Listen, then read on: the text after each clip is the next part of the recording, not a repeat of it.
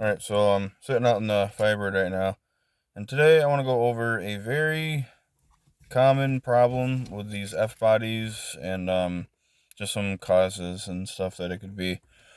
So I was driving last night, and I thought I seen something out of the corner of my eye, and which looked like a orange light, and I almost didn't want to look because I knew what it was gonna be. But anyway, I looked and it was ABS inop light that was on. And most, that's just this ABS light. This is the first time I've seen, an ABS light that says inop underneath it. But regardless, it's still an ABS light, and most typical causes of that is either the wheel sensor or the whole hub. And just for peace of mind, I always just change the whole hub, just to make sure that the problem is taken care of completely and the right way. But with these cars, it's different. There's way more possibilities what it could be. So, like I said, it'd be the sensors, but it also depends on what other light comes on with the ABS light. If you have just the ABS light on, you know, it really kind of narrows it down. Kind of, it could be either the sensor, the wheel hub, um, maybe your pads and rotors need to be done. Maybe your caliper is sticking, or just some things like that. But it also could be the third, the brake light switch attached to the brake pedal, and there's a couple other things. Obviously, the ABS module.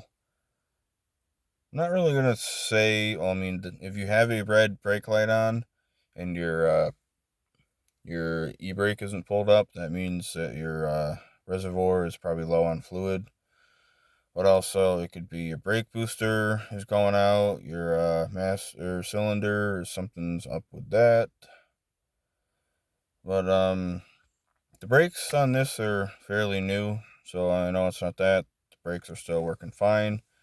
But if you have I think it's an ASR off light or a traction control light on with the ABS light, it's most likely going to be a wheel speed sensor in the back. For some reason, these cars have three. So obviously one on each wheel hub in the front where they normally are, and then one in the back, which is really weird. But it also could be one more thing, and it's going to be the easiest thing to try, and that is the bulbs for the third brake light.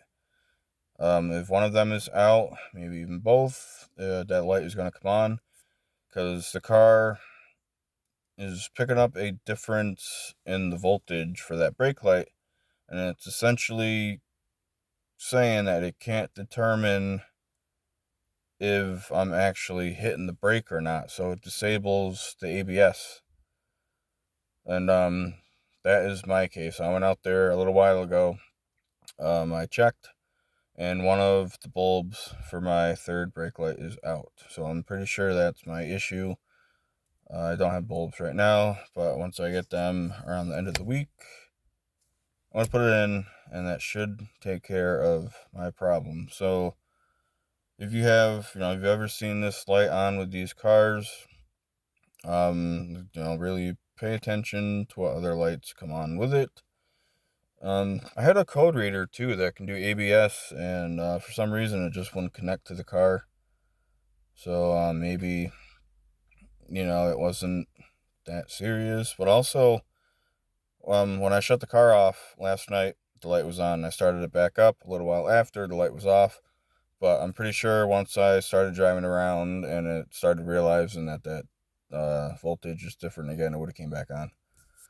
So first thing to check, like I said, depending on what light comes on, if it's just ABS light, first thing to do is start off easy and cheap and check the bulbs for the third brake light.